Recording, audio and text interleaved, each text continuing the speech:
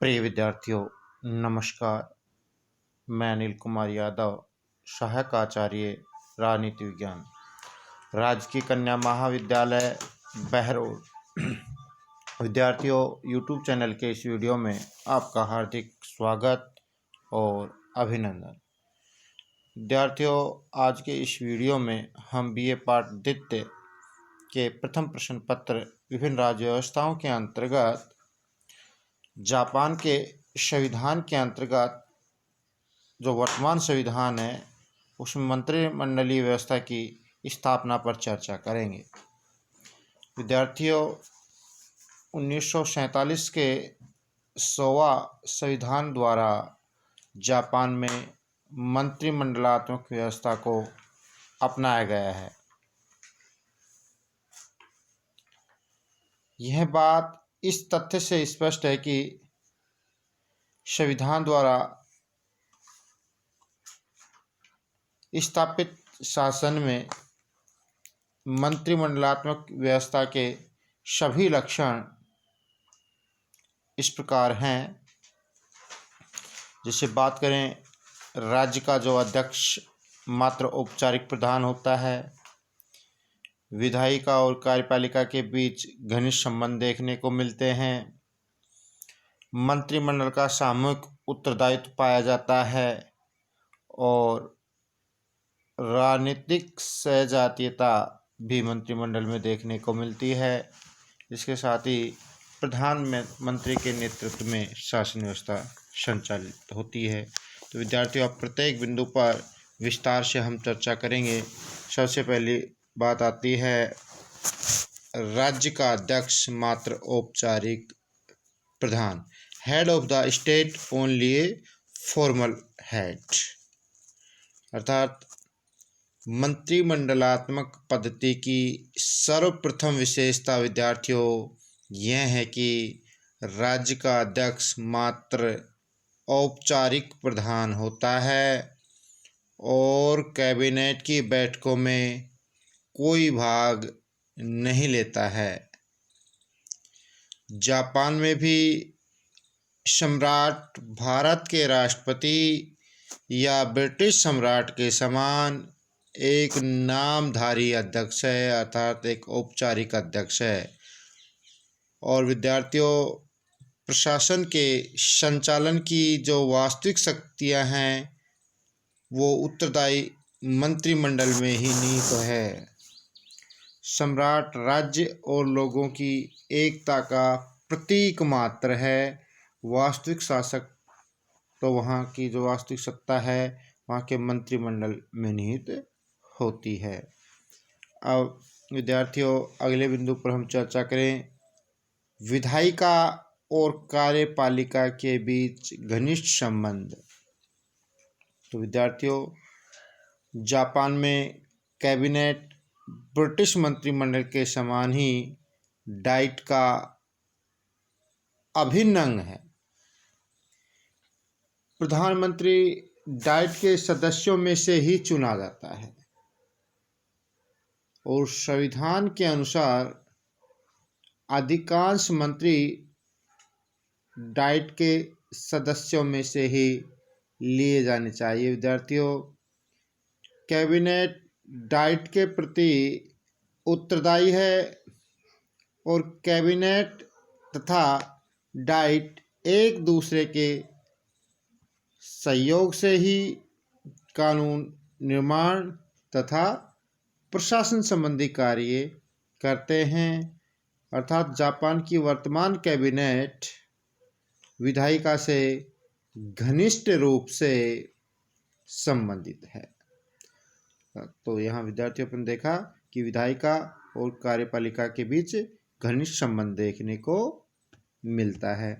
अब बात करते हैं अगले बिंदु पर विद्यार्थियों, वो है मंत्रिमंडल का सामूहिक उत्तरदायित्व। इसे मंत्रिमंडलात्मक पद्धति का सबसे महत्वपूर्ण सिद्धांत कहा जा सकता है। विद्यार्थियों, मेजी संविधान के अंतर्गत इस सिद्धांत की पूर्णतः अवहेलना की गई थी, किंतु वर्तमान संविधान में इसे स्पष्ट रूप से स्वीकार किया गया है। अनुच्छेद 66 में विद्यार्थियों स्पष्ट शब्दों में कहा गया है कि कार्यपालिका शक्ति के प्रयोग में कैबिनेट डाइट के प्रति सामूहिक रूप से उत्तरदायी होगी। डाइट के द्वारा कैबिनेट पर प्रश्न, आलोचना करने और अविश्वास प्रस्ताव के माध्यम से नियंत्रण रखा जा सकता है। तो इस प्रकार विद्यार्थियों मंत्रिमंडल का सामूहिक उत्तरदायित्व ब्रिटिश शासन व्यवस्था जापान की शासन व्यवस्था में देखने को मिलता है। अब बात करते हैं अगले बिंदु पर विद्यार्थियों, वह है राजनीतिक सहजातीयता, पॉलिटिकल होमोजेनिटी। तो विद्यार्थियों मंत्रिमंडल सामूहिक उत्तरदायित्व के सिद्धांत के अनुसार कार्य कर सके, इसके लिए मंत्रिमंडल में राजनीतिक सहजातीयता आवश्यक है।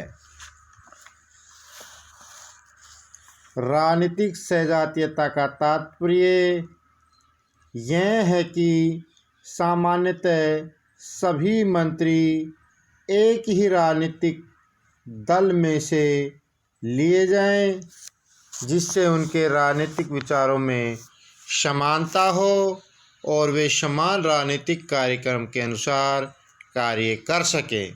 विद्यार्थियों जापान में सामान्यतः कैबिनेट का निर्माण एक ही राजनीतिक दल में से होता है और इस प्रकार राजनीतिक सहजातीयता के नियम का पालन वहाँ पर किया जाता है।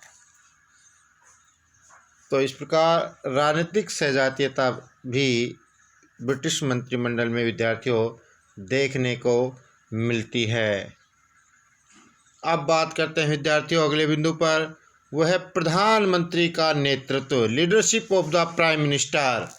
विद्यार्थियों कैबिनेट राजनीतिक खिलाड़ियों की एक टीम के समान है जो प्रधानमंत्री के नेतृत्व में राजनीति का खेल खेलती है। इस प्रकार प्रधानमंत्री का नेतृत्व मंत्रिमंडलात्मक पद्धति का एक प्रमुख लक्षण है। विद्यार्थियों मेजी संविधान के अंतर्गत प्रधानमंत्री की स्थिति सुदृढ़ नहीं थी, परंतु नवीन संविधान में उसे कैबिनेट का प्रधान कहा गया है और उसे कैबिनेट पर पूर्ण नियंत्रण प्राप्त है। इस प्रकार विद्यार्थियों 1947 के संविधान के द्वारा पूर्ण मंत्रिमंडलात्मक पद्धति की स्थापना की गई है।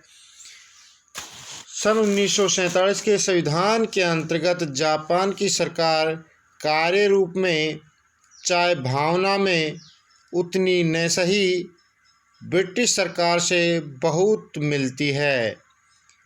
जापान कैबिनेट डाइट द्वारा निर्धारित नीतियों के अनुकूल राष्ट्रीय कार्यपालिका पर सर्वोच्च नियंत्रण है।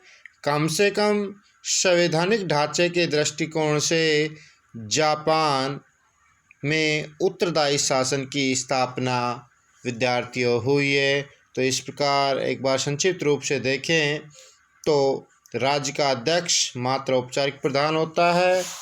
विधायिका और कार्यपालिका में विद्यार्थियों घनिष्ठ संबंध देखने को मिलता है। मंत्रिमंडल का सामूहिक उत्तरदायित्व देखने को मिलता है। अगला बिंदु है राजनीतिक सहजातीयता पाई जाती है और प्रधानमंत्री का नेतृत्व देखने को मिलता है। तो इस प्रकार विद्यार्थियों हमने जापान के संविधान के अंतर्गत वर्तमान संविधान के अंतर्गत मंत्रिमंडलीय व्यवस्था की स्थापना पर चर्चा की। धन्यवाद विद्यार्थियों।